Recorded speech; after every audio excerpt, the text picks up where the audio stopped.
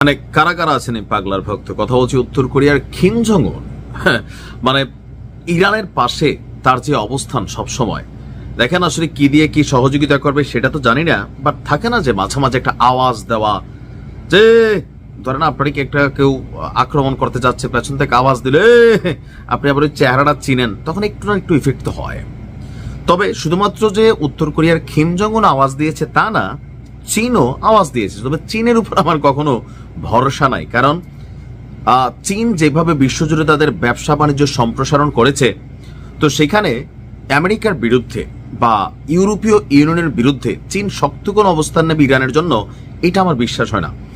রাশিয়ার ব্যাপারে আমি 2 থেকে 4% আশাবাদী, কারণ এই যুদ্ধটা আমরা যতটা স্বাভাবিকভাবে ভাবছি যে চাইলেই গিয়ে মিত্ররা কানেক্ট হতে পারবে, মিত্র কানেক্ট হওয়া ইন বাই ফোর্স, দেন এটা থার্ড ওয়ার্ল্ড ওয়ার অথবা তৃতীয় বিশ্বযুদ্ধ ঘটিয়ে দেবে। গতকালকে আমরা দেখেছি যে দক্ষিণ চীন সাগর থেকে যে বিমানবাহী রণতরী আমেরিকার, সেটা মধ্যপ্রাচ্যের আরব সাগরে গিয়ে জায়গা মতো পৌঁছেছে। এটার সাথে গিয়েছে অনেকগুলা ফ্রিগেট, ডেস্ট্রয়ার, পাশাপাশি ছোটখাটো আরো অনেকগুলা মিনি যুদ্ধ জাহাজ। এমনকি এখানে এই জাহাজগুলোতে হাজার হাজার মার্কিন সেনা অবস্থান করছে। অপরদিকে ওয়াশিংটন তারা বলছে যে এবার যদি ইরানে অভিযান চালায় ট্রাম্প, তাহলে সেটা হবে তীব্র এবং খুব দ্রুত গতিতে, অর্থাৎ ধরবে, যাবে, ঘটনা ঘটাবে, চলে আসবে। 2 থেকে 3 ঘন্টা অথবা 5 ঘন্টার একটা অভিযান হবে, যেন ইরান পাল্টা কোনো রিয়েকশন অথবা বাধা দেওয়ার সুযোগটা না পায়। আমেরিকার দ্বারা এটা সম্ভব। আর এখানে কানেক্ট হচ্ছে কে? তাদের যে পালিত পুত্র আছে ইসরায়েল।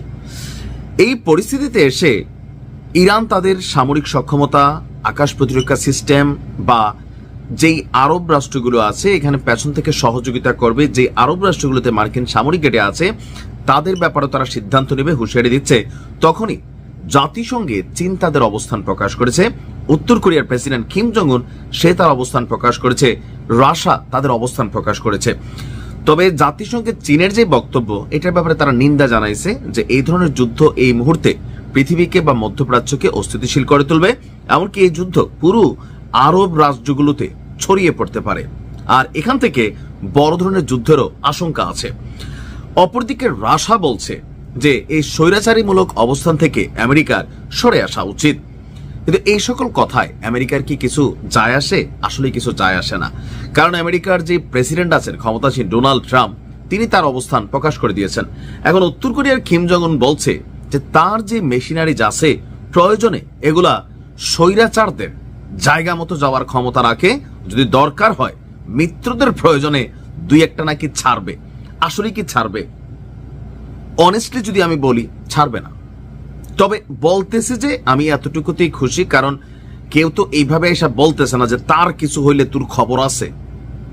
এই লড়াইটাতে ইরানকে যারা সহযোগিতা করবে গোপনে তবে প্রকাশ্যে বিবৃতি, আওয়াজ দেওয়া নিয়ে কয়েকটা রাষ্ট্রে আমরা দেখতে পাচ্ছি, কিন্তু লজিস্টিক সাপোর্ট, মেশিনারি সাপোর্ট অথবা আকাশ প্রতিরক্ষা সিস্টেম দিয়া সাপোর্ট, লাইক ইউক্রেনকে পশ্চিমারা সবাই যুদ্ধ বিমান দিছে, আকাশ প্রতিরক্ষা সিস্টেম বিশ্বের সেরা সেরা দিছে, যেন রাশিয়া যে কোনো বড় ধরনের হামলা চালালে আকাশ প্রতিরক্ষা সিস্টেমের মাধ্যমে ক্ষয়ক্ষতি ছাড়া আপনার সেই হামলাগুলোকে ঠেকিয়ে দেওয়া যায়।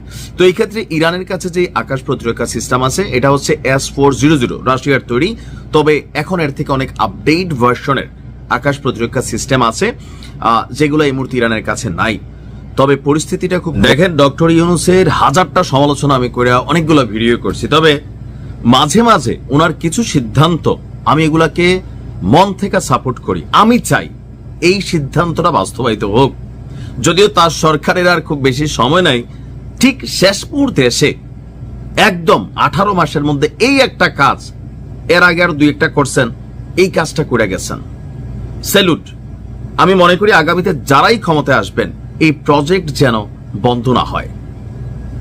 ভাবা যায় যে বাংলাদেশে সমরাস্ত্র অর্থাৎ আগ্নেয়াস্ত্র, বিশেষ করে যেগুলা আর্মিতে ব্যবহৃত হয়, সেই সমরাস্ত্র কারখানা তৈরির উদ্যোগ নিয়েছে ইউনূস সরকার।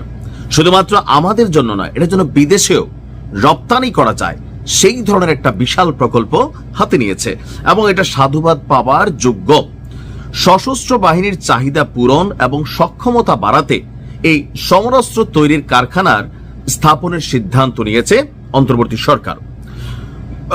গতকালকে বিকেলে ঢাকার ফরেন সার্ভিস একাডেমিতে সংবাদ সম্মেলনে এই সুখবরের কথা তুলে ধরেছেন বাংলাদেশ বিনিয়োগ উন্নয়ন কর্তৃপক্ষের নির্বাহী চেয়ারম্যান চৌধুরী আশিক মাহমুদ বিন হারুন। গত 18 মাসে বাংলাদেশে বিনিয়োগের পুরাটাই 12টা বাজায় দিছে আশিক ভাই, তারা কোনো কিছুই পারে নাই, একদম জিরোতে ফালাই দিছে বাংলাদেশে বিনিয়োগ, এটা তো দেখছেনই। কিন্তু বিপরীতে এই সিদ্ধান্তটা ভালো, যেটা সমালোচনার এটা আমরা করবই, বা যেটা প্রশংসার এটাও করব। এখন কোথায় হবে? চট্টগ্রামে। আচ্ছা, কার কার বাড়ি চট্টগ্রামের মিরসরাইয়ে আছে বলেন তো? চট্টগ্রামের মিরসরাইয়ে হতে যাচ্ছে বাংলাদেশ মেশিন টুলস ফ্যাক্টরির আপনার উদ্যোগে এই কারখানাটা। ওই এলাকার মানুষের জন্য সুসংবাদ। ডিফেন্স ইন্ডাস্ট্রিয়াল জোন তৈরির বিষয়টি বিডার মাস্টার প্ল্যানে অন্তর্ভুক্ত করা হবে জানিয়ে আশিক চৌধুরী বলছেন, সামরিক এবং প্রতিরক্ষা শিল্পে বাংলাদেশকে অংশগ্রহণকারী দেশ হিসাবে গড়ে তুলতে ডিফেন্স ইন্ডাস্ট্রিয়াল জোন স্থাপন করা হবে। আপনারা অনেকে জানেন যে পৃথিবীর অনেক দেশ সমরাস্ত্র প্রদর্শনী শো করে, সারা পৃথিবী থেকে বিভিন্ন রাষ্ট্র সামরিক ডিপার্টমেন্টের লোকেরা যায়, তারপর সেখান থেকে যেই মেশিনারিজটার দামে কম মানে ভালো এরকম টাইপের যা আছে এগুলা কিন্তু কিনে, কারণ আমরা তো বাহির থেকে আপনার আমদানি করতেছি কন্টিনিউ। সো যদি আমাদের দেশের চাহিদা বুলেট বারো ছোটখাটো অনেক জিনিস, গাড়ির বিভিন্ন অ্যাক্টিভিটিস, আমি জানি না মানে কি কি লাগে একটা পিস্তল বা সামরিক যে ইকুইপমেন্ট গুলো আছে এগুলো যদি আমরা তৈরি করতে পারি তাহলে আমাদের খরচটাও কমবে, আর নিজেদের টাকা নিজেদের কাছেই রইলো, এমনকি 2-4টা কিছু বিক্রি করে যদি 2টা পয়সা আসে তাহলে রইলো। এটা হচ্ছে প্রযুক্তির জন্য খুবই জরুরি। আস্তে আস্তে হয়তো আমরা কোনো একদিন যুদ্ধ বিমান তৈরি করবো, এখন কিনতেছি সমস্যা নাই, বাট আমি স্বপ্নবাজ মানুষ, আমি মনে করি এগুলো বাংলাদেশে হওয়া উচিত। বলা হচ্ছে যে আপনার বাংলাদেশ অর্থনৈতিক অঞ্চল কর্তৃপক্ষের গভর্নিং বডির একটা অনুষ্ঠান হয়, সেখানে সভাপতিত্ব করেছেন ডক্টর ইউনুস। সবার সিদ্ধান্ত জানাতেই বিকেলে আশিক চৌধুরী আপনার প্রেসের সামনাসামনি হন। সমরাস্ত্র কারখানা স্থাপনের যুক্তি হিসাবে, বা যুক্তি লাগতো না বানান, তারপরে তিনি বলছেন বৈশ্বিক নিরাপত্তা ব্যবস্থা প্রতিরক্ষা শিল্পে নিজস্ব উৎপাদন সক্ষমতা অত্যন্ত গুরুত্বপূর্ণ। সাম্প্রতিক যুদ্ধগুলোতে দেখা গেছে হাইটেক অস্ত্রের চেয়ে আপনার গোলা বারুদ এবং মৌলিক সরঞ্জামের সংকটই বড় সমস্যা। ঠিক রাশিয়াতে যেটা হয়েছে, গোলা বারুদ সংকট তৈরি হয়, বুলেট সংকট তৈরি হয়। সমরাস্ত্র তৈরির কারখানাটি হবে মিরসরাইয়ে ভারতীয় অর্থনৈতিক অঞ্চলের জন্য বরাদ্দকৃত জায়গায়, অর্থাৎ বাংলাদেশে কিছু জায়গা আছে যেগুলো ভারতের অর্থনৈতিক জোনের জন্য দেওয়া, হয়তো ভারতেও আমাদের জন্য আছে আমি জানি না, তো সেই জায়গায় এটা করা হবে। আর ইন্ডিয়ান ইকোনমিক জোন প্রতিষ্ঠায় 800 একর জমি বরাদ্দ রাখা হয়েছিল, সেই ইকোনমিক জোন প্রকল্পটি বাতিল হওয়ায় এই 800 একর জায়গায় ডিফেন্স ইন্ডাস্ট্রিয়াল জোনটা তৈরি করা হবে। বাংলাদেশ হাইটেক আপনার অস্ত্র তৈরি করবে না, যুদ্ধক্ষেত্র বা অন্যান্য প্রয়োজনে হাইটেক অস্ত্র বা যুদ্ধ বিমানের সংকটের চেয়ে ঘাটতি দেখা যায় গুলি এবং ট্যাঙ্কের এক্সেলের মতন যন্ত্রাংশের। বাংলাদেশ সেনাবাহিনী তাদের চাহিদা অনুযায়ী এই ধরনের অস্ত্র তৈরি করবে।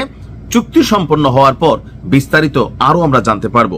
এটা শুধু রপ্তানিগত বিষয় না, তিনি অনেক কথা বলছেন, আমি এটাকে মন থেকে সাপোর্ট করলাম। আমি চাই বাংলাদেশ প্রতিরক্ষা খাতে যথেষ্ট শক্তিশালী হোক, কারণ আগামী বিশ্বে আপনাকে ঘাড় উঁচু কইরা